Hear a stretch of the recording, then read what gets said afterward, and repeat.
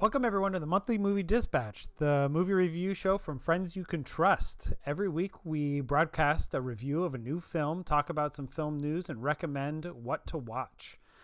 We've been talking, critiquing, and gushing over movies for about 15, 20 years since high school, and we aim to bring you honest conversation about relevant cinema. I'm Sean Bowlby, and I am here with my brother, Brandon Bowlby. How's it going? Hey.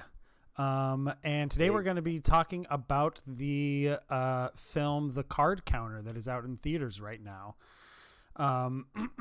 But we wanted to start off this episode with a really fun, exciting new topic that just happened in the last week or two. The new Matrix Resurrection trailer just dropped. And we wanted to discuss that and kind of talk about our thoughts about the Matrix and the series and what we think about the new film and what we think of the new trailer. Brandon, what you have any thoughts? What say thee? Yeah. I'm curious. We haven't really talked much about this, and this movie, we've heard about it coming for maybe a couple of years now, actually, as it became more and more official, and it didn't really seem real until all of a sudden this trailer dropped. Yeah. And this has got to be like one of the shortest ad campaigns for one of the most major releases, because they're dropping a trailer here in September for a movie that's coming out, in December, when typically this could have been done many, many months ago. Yeah, definitely. It's a pretty tight window for such a tentpole, massive film. Yeah. Definitely. I'm first. Okay, I'll give you my take. Yeah. Like I said, I didn't really think much about this. I didn't think it was coming. I just thought it might be wound up in production hell. It was wasn't really in my mind. We grew up like so hard with the Matrix. I feel like we're kind of like Matrix. Both of us Matrix fanboys before we fanboyed about anything, really. Just sitting there. I was in like sixth grade diagnosing the intricacies of the Matrix plot points and storylines without the internet, the internet existed, but I didn't go for the internet for that, just talking it amongst ourselves. Yeah, definitely too young to see it in theaters, but I saw it at Zach's house originally on VHS on probably a 20-inch CRT TV. And it blew me away. I still think to this day, The Matrix Reloaded, on that note, is the most anticipated I've ever been for any film ever. I remember being breathless in leading up to that film. Granted, I was in early middle school, so of course everything's heightened then. But I there's that movie. Anticipating that movie gave me feelings that you can only a kid can feel, I guess. So many years later, we get this trailer, and I've checked it out several times now. The Wachowskis have been through a lot in the interim. I think this trailer hit me, and it got me excited. I have stuff to say, and I have caveats, and I have things to love. But I am curious. Are you over it? Are you excited? Well, are you indifferent? Well, so I'm kind of the same as you. I knew vaguely that this movie was coming out at some point off in the distant future, and I really wasn't thinking about it at all until all of a sudden this trailer dropped, and I actually hadn't seen the trailer until literally a half an hour ago, 20 minutes ago. Wait, so we get first reactions off the So first reactions. I don't know. I don't know how I feel about it. The trailer definitely didn't jazz me up for it. I was kind of like, it's definitely not going in the direction that I may have expected it to go. Not really thinking about it, although, after seeing the trailer, thinking about where it ended and how kind of up in the air it ended, I guess they kind of could have done anything. So, I kind of agree with you. Like the it's and I wouldn't put it past them to like give us anything that we're expecting. They're like the Wachowskis are full of ideas, mhm, and like Lana Wachowski, big who's just the ideas. only one directing it this time, is going to give us a ton of new ideas and stuff we haven't seen before. I think one thing that was kind of turning me off about the trailer is like the retreadingness of it. Hmm. You Definitely. know, we get to have like the fish out of water all over again with Neo.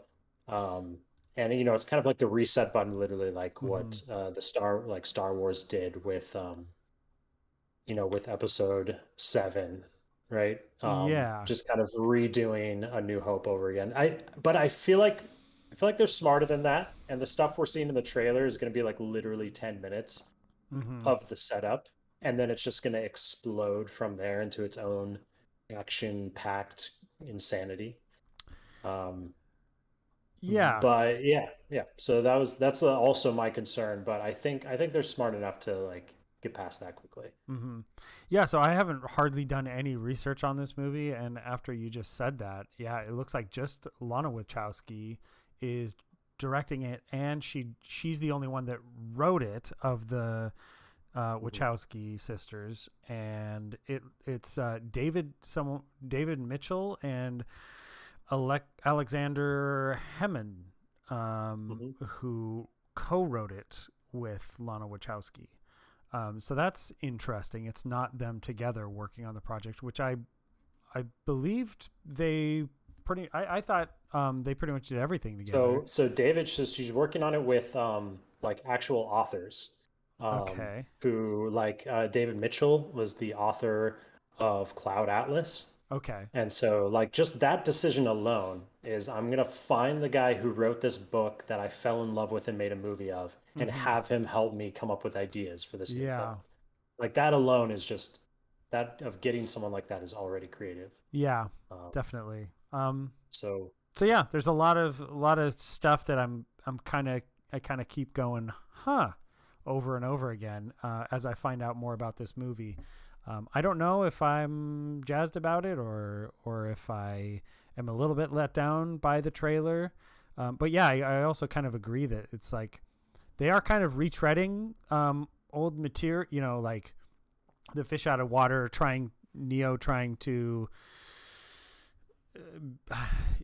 figure out find his out who he place, is, find out who he is, is and like where is learning he? about the world and Hmm. learning about the Matrix type thing. But also at the same time, I kind of question what a like actual sequel where they push the story further, they take it to the next level or take it to the next step. I don't know what that would look like with how Yeah, kind of ridiculous the last movie was. right. you Without know taking it into an entire different genre of yeah. movies. Like, you know, if you were to actually make the fourth iteration of this and Hmm. push it even further from the third, it's no longer a kung fu Matrix movie. It's Yeah. just like a sci-fi war. I don't know. Yeah. But which is kind of what the third one was anyways. Hmm. So in the sense, I think they are trying to come up with ideas how to make this, you know, back to like an intimate action choreographed movie. Hmm. And that's probably how they got here to begin with. It's a good Yeah. idea. Yeah, definitely. I'm interested. I'm definitely still interested, but it didn't jazz me up. Yeah, Also I noticed there's really not many returning actors, is there? a few major Um ones. there's Carrie Ann Moss Yeah. and Keanu Reeves obviously, but I'm even looking at this, and Morpheus is played by a different actor. Um, Yahya Abdul Mateen the second um, is apparently playing Morpheus, according to IMDb, who was in Candyman. Yeah. So that's interesting. They'll have a Um, whole speech around how that not works, yeah, and not it'll that be very philosophical, yeah. and yeah, they'll have it all mixed in. Neil Patrick Harris is in it, and Uh-huh. yeah, I don't know. We'll see. We'll see Yeah, how it so the does. Wachowskis' like career since The Matrix being, I mean, for the most part, like good interesting and some great films. Like, I mean, I'm a big fan of Cloud Atlas and V for Vendetta. Um, I never saw Speed Racer, but I know it has its major fans for Mm-hmm. how like balls to the wall that film is. And Jupiter Ascending, while it like falls short, it's just like still a feast of like ideas crammed into one movie. Mm-hmm. And Sense8 too.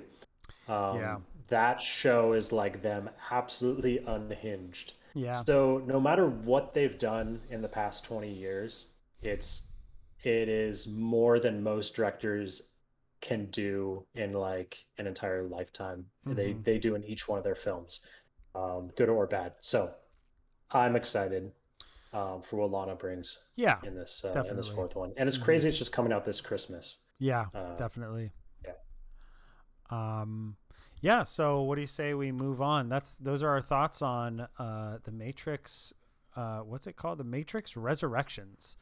Mhm. Um, so yeah, let's jump into our featured review of the movie The Card Counter. So yeah, The Card Counter is directed by Paul Schrader, who's a pretty interesting director, and he's made some interesting. He's directed at least one interesting movie. I was kind of going over his filmography, and almost everything that he's directed I didn't recognize, but he did. Remind me, I just blanked Taxi on. Driver. No, sorry. The one he directed a couple years Oh, ago. First Yeah, Reformed. First Reformed with Ethan Hawke, Mhm. which I believe was on your top 10 list of the year, Yep. and Yeah, definitely an absolutely. interesting movie for sure. But he is also a very well-known writer of um, a bunch of Martin Scorsese movies like Taxi Driver, and he Raging wrote Bull. Raging Bull and Yep. The Last Temptation of Christ, Wow. and Bringing Out the Dead. And yeah, he also wrote First Reformed. He writes and directs his movies now, Mhm. and he also wrote The Card Counter. So definitely an interesting filmmaker with a long storied career. I also Mhm. believe Martin Scorsese produced this movie. Okay. He produced The Card Counter. But yeah, so it's available in theaters. We both saw it in theaters. The plot description is William Teller, a former Army interrogator turned gambler, whose tour of East Coast casinos is interrupted by the appearance of two figures from his haunting time in the service. It's starring Oscar Isaac, who kind of plays the titular card counter character, who with a complicated past. Tiffany Haddish is in this movie as the sort of love interest who kind of is someone who bankrolls his gambling and his poker playing, kind of finances him.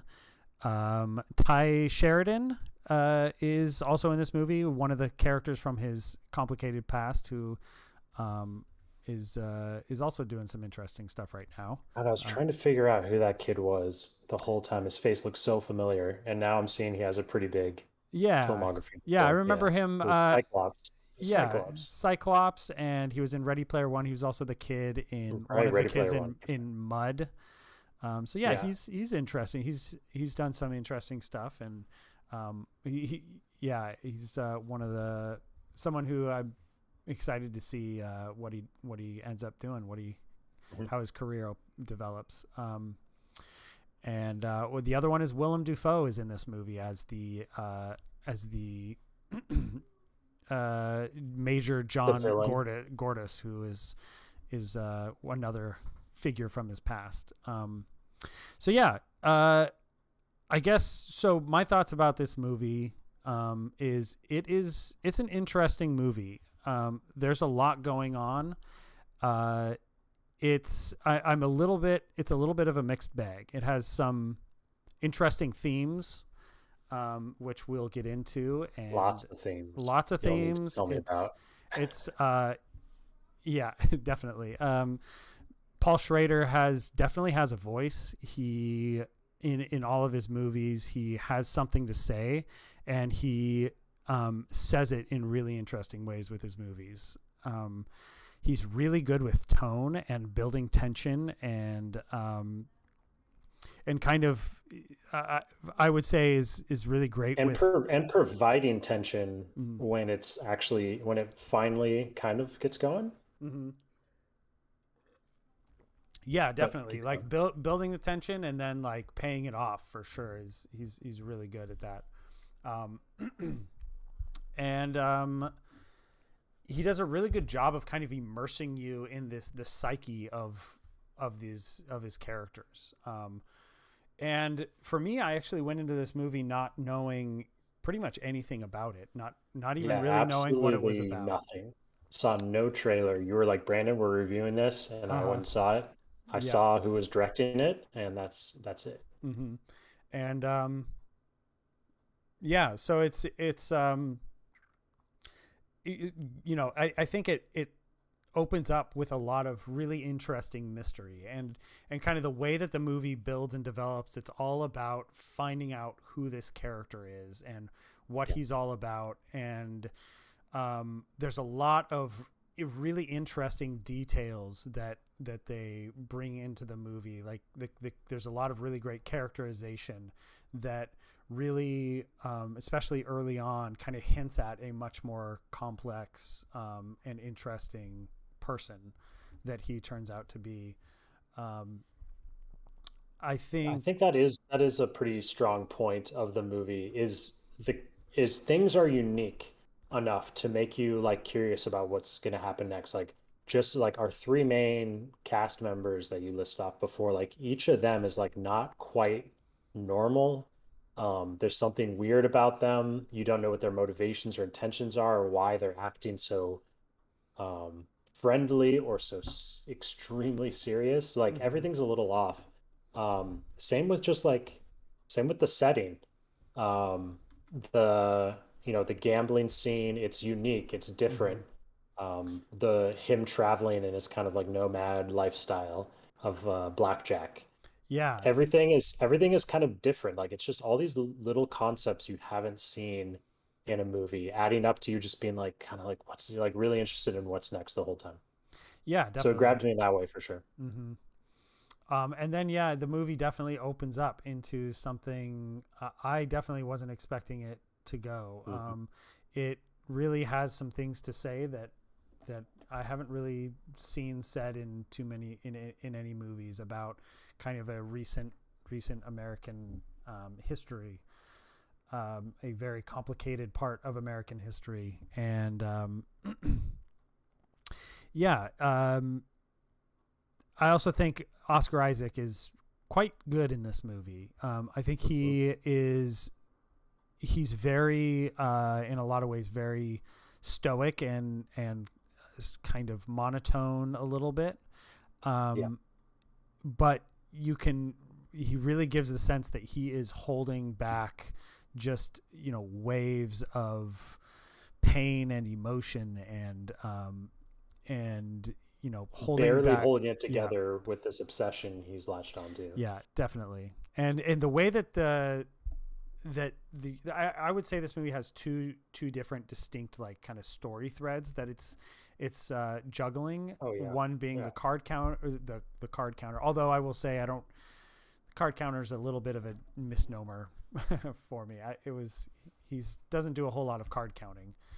It's That more was about yeah, it's we can more talk about about that later. poker. Maybe I believe it was based on a book, so maybe the book is more obvious about why it's called the card counter. But he's playing a lot more poker. Um, Yeah, as I thought of that halfway through the movie. I was like, uh, so blackjack kind of got put yeah, to the side. He's yeah, no longer counting cards. and yeah, Um, he's just doing the his poker stuff with Tiffany Haddish. And then on the other hand, I guess I don't know if it's a spoiler. Um, no, it just the almost the story the feels story about the boy and yeah, the story with him the befriending boy. like him. Hmm. And that turns into something really interesting. It's not much of a spoiler because it does happen early on, but it does kind of give away a bit of a mystery of some of that early mystery, which I was actually intending to watch the trailer before this episode just to see what the trailer gives away and what we're kind of allowed to talk about. But yeah, so there's a lot of interesting stuff, and yeah, I think I we're pretty on the same page with everything you said. yeah, And I I'm also about, I think I'm going to be on the same page with your turn as well here, yeah, yeah, with your butt. but yeah, Yeah. there is a bit of a stiffness to the movie. There's some awkwardness in the dialogue and in some of the Mm, performances. I definitely thought yes. Oscar Isaac was. I thought pretty much Oscar Isaac pulled it off the whole Mm-hmm. time, but maybe it just requires a certain caliber of actor to really be able to pull off that kind of dialogue.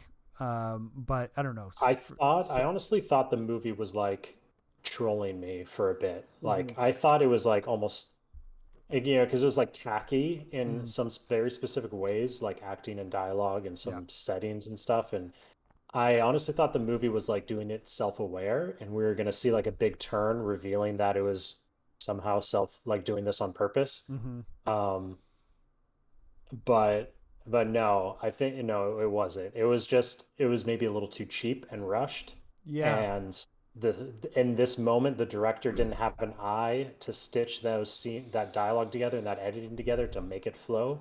It And was he kind of dropped the ball in some parts. Yeah. I mean, it was also a awkward definitely some awkward dialogue where it was kind of two characters which sometimes does work in movies, but two characters having a conversation, and a lot of the times it kind of seemed like they were having their own conversation, Yes, they're each having not their own talking to each other which because they weren't.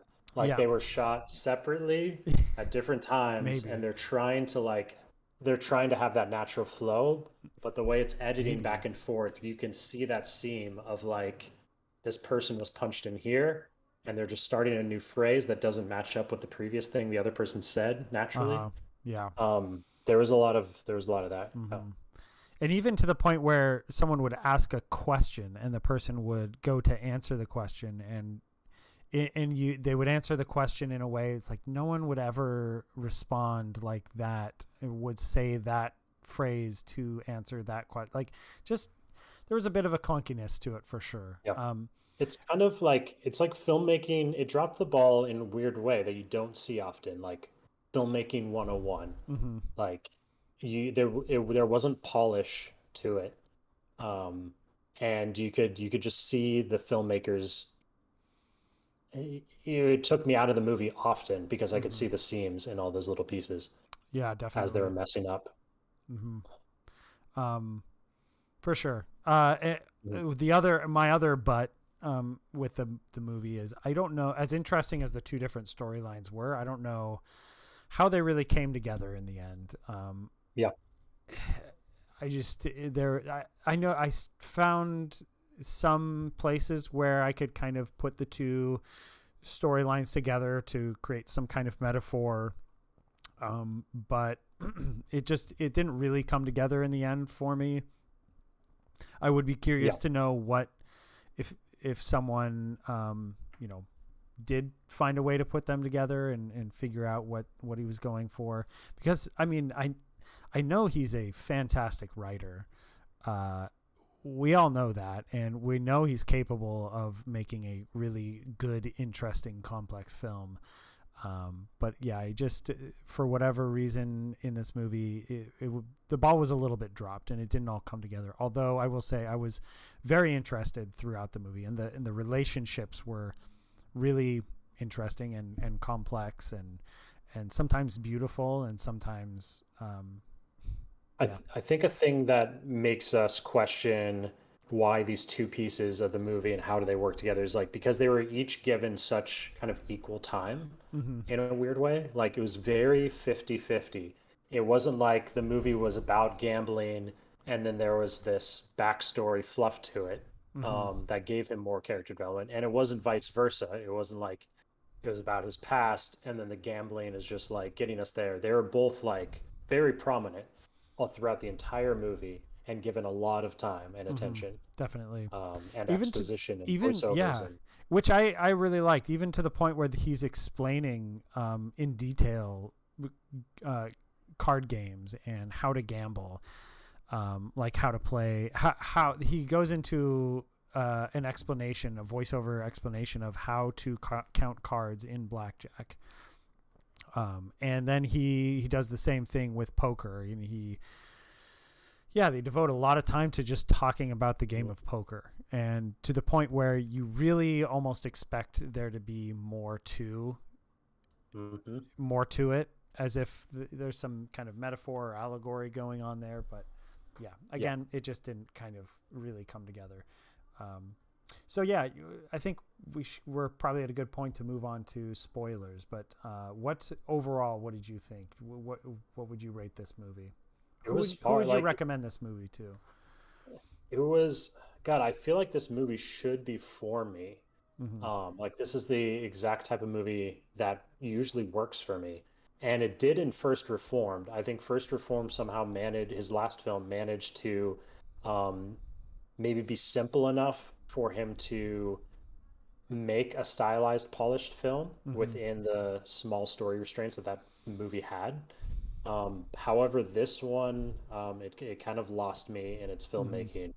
And while things were super interesting, I was pretty engaged throughout. I couldn't help but see all the kind of these detailed flaws and weird decision making throughout within that style.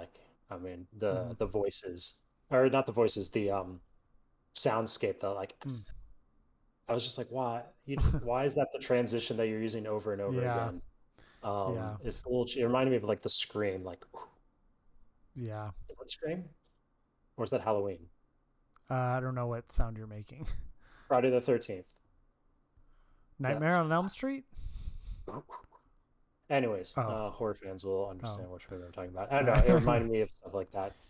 Just to build tension, but it was a little cheesy. So there's stuff like that, bad decision making within an interesting film. Yeah, definitely. I don't know who I would really recommend this movie to. It's not really something I would rush out and recommend to anyone. But I enjoyed it. I will say, I think that probably the biggest difference for me between this and First Reformed was the ending. Whereas I really think First Reformed delivered on its ending.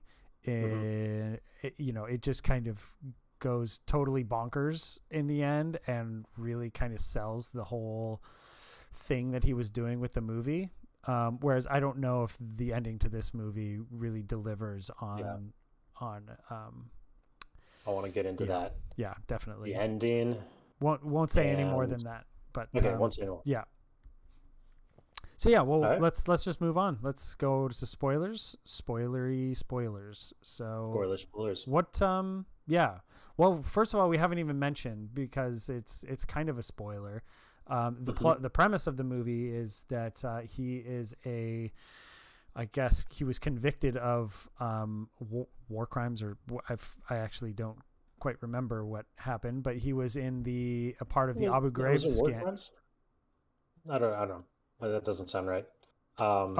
He was involved in the Abu Ghraib scandal, where there was torture and severe mistreatment of prisoners, and then he was convicted or court-martialed, I don't know the military terminology, and put in a military prison for 8 years for what happened. But this led to the U.S. banning all torture this was like the big waterboarding scandal, right? That is different. So actually it's kind of interesting. I actually just read 2 books recently about the whole Iraq war, not the whole, but from 2003 to, or even before, basically from 9/11 through 2008. So there's kind of 2. So the waterboarding thing, that was a sanctioned kind of method of advanced interrogation that was kind of goes all the way to the top, even to Dick Cheney, and approved and defended by all these people, whereas this Abu Ghraib scandal was a very specific period in the Iraq War where there was total lack of management, where where prisoners were like being, not just waterboarded, but beaten and like right. And I remember some of that footage coming out. Not that waterboarding isn't legit torture, but like, medieval style, like really bad torture in a lot of ways, and humiliation, and like a lot of really, really bad stuff. And Abu Ghraib was one of the prisons that this was taking place in, and it was probably the most famous one. And that's where all the pictures that came out came from. I remember and those. Yeah, the big thing about it is that a lot of the, kind of bottom of the I guess bottom of the pyramid soldiers were entirely blamed for it, and they were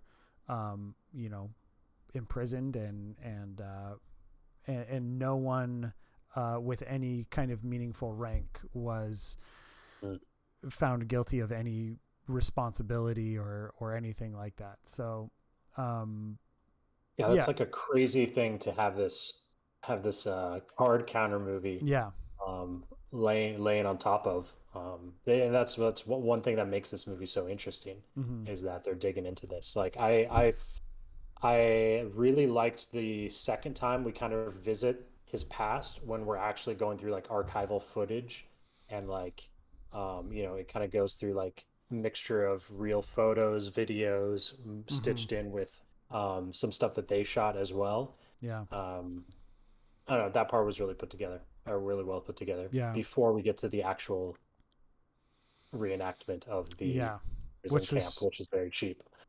I wish they had just used only archival footage. Oh, you didn't? So you didn't like that 2mm lens shot? The fisheye didn't bother me. But the like $10 set and extras, and the like woman beating the prisoner and just like barely touching his back. That's like, true. And then the set, I don't know, it just all looked cheap. I was just like, oh, that's super fake. It's cool. True. Next scene. I do think it was important, I guess I would say. I think knowing the brutality and really, I think seeing what he experienced there and what was going on there was probably pretty important. And I totally agree, it definitely looked cheap. I liked the idea of showing it that way, and like just cutting into it really hard, and just like going through it, and then in a fisheye lens. That was kind of a interesting idea. But yeah, totally agree, it didn't look super great. One moment that's just an outstanding moment in the movie is when he sits the kid down and is like, just ask me, you're curious, you want to know. All right, well, here, let me tell you. And then he does that like kind of one shot dollying up to Oscar Isaac's face of him, recounting what it was actually like to be there. Yeah, definitely. And it was just like an incredible moment of acting. Yes, for sure. That was powerful. And yeah, just like, reminded me of like Never, Rarely, Sometimes, Always. Just like, there's just an one shot, and just unbroken, beautiful acting. It's just so powerful. You just even mentioning that shot from Never, Rarely, Sometimes, Always, just like got to me. Shout out for that movie for sure. So there's a lot of really interesting stuff going on, and I really like I really like how this movie is all about the people who, the soldiers who went through that, and the fact that they were alone found guilty of these crimes, and with no responsibility taken by anyone above them, and just the low-level soldiers taking all that responsibility and having to deal with that, and passing that on to their kids, because the Mhm. the kid's stories, his father went through the same thing. Oscar that Isaac's literally like Oscar Isaac. your bones hold, or what does it say? Like your skin holds that Yeah. inside of yourself, Yeah. or a line, just saying like you don't forget Yeah. your flesh doesn't forget the Yeah. beatings that he took and stuff from his father. Yeah, definitely. That trauma. Yeah. And yeah, it's about the trauma that we pass on. And I think Oscar Isaac trying to kind of break that cycle that he and this kid and his father kind of were going through. I really like that idea in that side of the story. It's super interesting. Yeah, There's some big like little known things about our government and our country, and when the kid brings up his motives for what he wants to do, killing William Dafoe, Mm-hmm. he kind of lays it out flat. He's like, all this shit went down, no one paid for it, William Mm-hmm. Dafoe needs to pay for it. And I was Mm-hmm. like, holy shit, is this real? Did Mm-hmm. this actually happen? Like, yeah, you should Yeah. pay for it. Yeah. And I'm just like, fuck this guy. Mm-hmm. It's just something I'd never, I heard of the incident, but I didn't know the details of the prosecutions and how just kind of fucked up it was. Mm-hmm. Yeah, definitely. But yeah, just interesting thing. And that's what we keep coming back to. This movie focuses on a lot of interesting stuff. Yeah, for sure. You want to talk about the ending? What? Let's talk. Yeah. Let's talk about the ending. I think again, this is like he, as a writer, he doesn't give us anything that we want or that we're expecting. Mm-hmm. Right? The ending's kind of full of twists in many directions.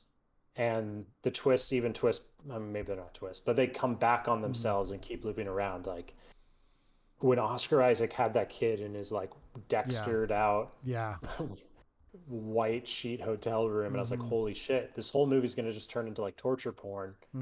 And that's the gimmick of the movie, is he's actually just a psychopath that kills like kids. I don't know, is that what was going through your head? Yeah, I mean, Okay. I didn't necessarily think that was like who he was. I don't know, I wasn't thinking that he regularly did it, but I was like, I definitely thought, is this going to turn into like a crate? Because I knew, like, First Reformed gets pretty crazy, so I was kind of anticipating something like that. But and instead, the twist is he's just like, no, go forgive your mom, tell her you love her. Like, here's $150,000. Tell your mom you love her. Pay off your debts. Yeah, here's $150. Love your mom. mother. And I'm just like, oh my god, this is so sweet. And then it twists again. It doesn't happen, and you're like, oh shit, this kid doesn't even care about his life. He's just over it, like he's dead inside. And the kid then fucking dies, and the movie just keeps going. And then Oscar Isaac goes there, and he doesn't really even have a point. He just goes there to fucking kill William Dafoe, and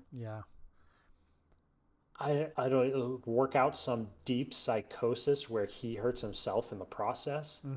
I'm curious. What did you think happened in there? Because he says, he has a gun on him. It was he says something about they're both going to torture each other. Yeah. And if you don't do this, I'm going to put a bullet through your head. He says it in a different way. He says, let's recreate what we did, or something like that. Yeah, exactly. And and he comes out with like, definitely a broken finger, blood running down his head. And I think he made Willem Dafoe do stuff to him too. Yeah. And it's just like them psychologically just absolutely fucked at what happened in that room. I think is just what was supposed to happen. Definitely.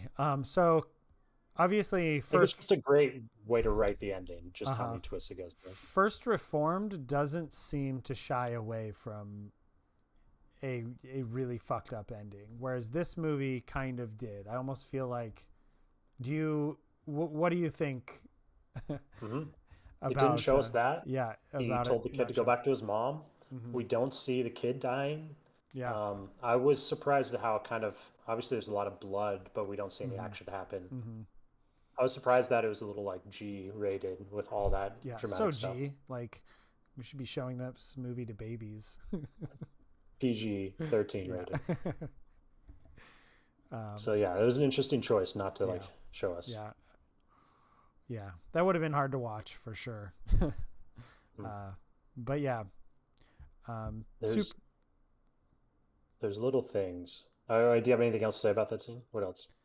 Yeah, I was just gonna say it's a really intense scene, and I even like the transition of them just like in the back room screaming, and then like slowly the light starts to change as like Hmm. hours have passed, and now it's morning, and he basically ends up back in prison, um, Hmm. still paying for the things that he did. Yeah. Anyways, super interesting. What you were, it sounded like you were going to I, move I on. I don't know. Like the relationship was kind of cute and enduring, and it woke something up inside of him. I don't know if it really like worked, Hmm. just because there's so much else going on that seems so much more important, and I don't know if it really had any effect on the story too much, this whole love interest. And actually, I thought the like last shot was really good. Like Hmm. with that, I mean, the song helped. The song's fucking Yeah. incredible that it ended up, but the finger zoom in was Yeah, cool. But definitely. regardless of that, it's like I don't know what this connection means anymore. That one I kind I of don't. got that. Hope I thought he it was just kind of a moving on. Like he's now able to make a connection with someone, even though the connection is, there's still a piece of glass between that connection. He's now able to, you know, Right, make a because he did connection. that He when he can, thought he was able to forgive himself of his sins because the boy. yeah. But then the boy lied to him. But then that ending Mm, again was kind of him showing he could go back and make that connection yeah. with her again. Or maybe it's all at the same time. Maybe it's saying he will never, because there was a piece of glass. He's never going to be able to break through that glass. It's Yeah, kind of like he wants it. the glass is a It's metaphor. out there, but he's never going to be able to overcome it. And it's there's always going to be something stopping him from being able to live his life. And yeah, and maybe even you could say there's always that America's never going to be able to, um, overcome. Oh, Oh boy, uh, that's always going to be a part of our past, and we're always going to have to answer for it and deal with it. Um, yeah, there were a hmm, few subtle nods to, America as a whole, that this movie is kind of dealing with America as a whole, like I think it was a Ukrainian, or was it a Ukrainian poker player who was wearing an American flag shirt the whole movie, and had a yeah. posse who was carrying American That flags, and was just USA, you, and that was part of the trolling I thought the movie yeah, had. Like that yeah, was so ridiculous. And they were yeah, in the background of every scene. Like uh-huh, it was almost like Twin Peaks kind of, yeah, with that band playing. uh-huh, yeah. Um, um but yeah, it I was thought that was, it definitely was ridiculous, but I thought it was, yeah, I mean, it's just interesting how there's always this like this attitude, if we're talking about America, you always have this attitude of Americans as seeing America as the greatest country on earth, and it's perfect, and it there's no need to look at it with a critical eye.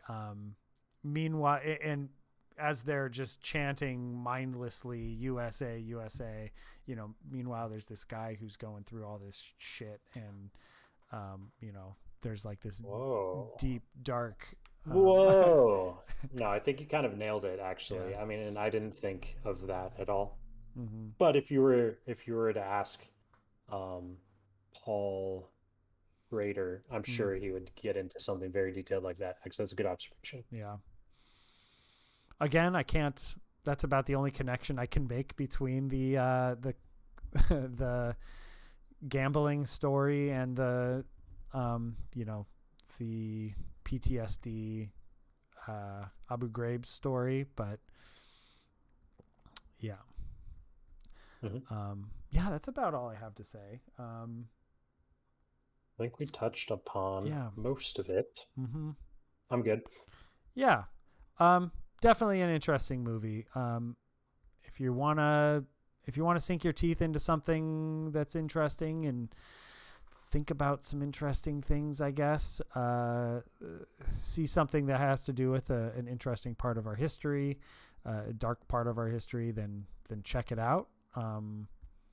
It's not without its And faults, yeah, for definitely sure. not without its faults. I will say the movie, is it was well reviewed by critics, but it was pretty well panned by I can't users. imagine just wanting to see an Oscar Isaac Yeah, an like Oscar Isaac crime joint. poker movie, Yeah, and then you see we'll come into this fucking like yeah. weird genre film.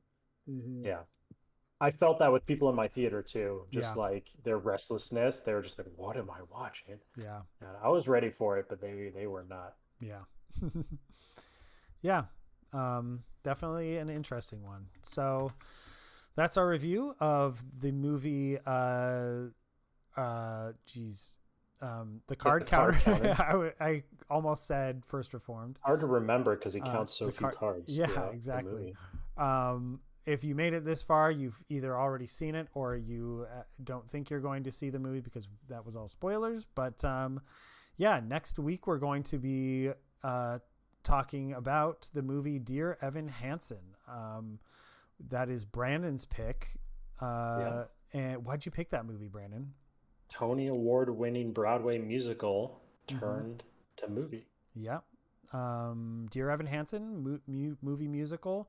And that's going to be me and Brandon talking about that movie. Tap, tap, tapping at the glass. I'm waving through a window. Come on, Sean. Yeah. No? Okay. Yeah. Next week I'll sing along with you. Okay. But yeah, if you enjoyed the podcast, like and subscribe. Smash like that subscribe button and leave a notification bell in the comment section. So Goodbye. that's it. See ya.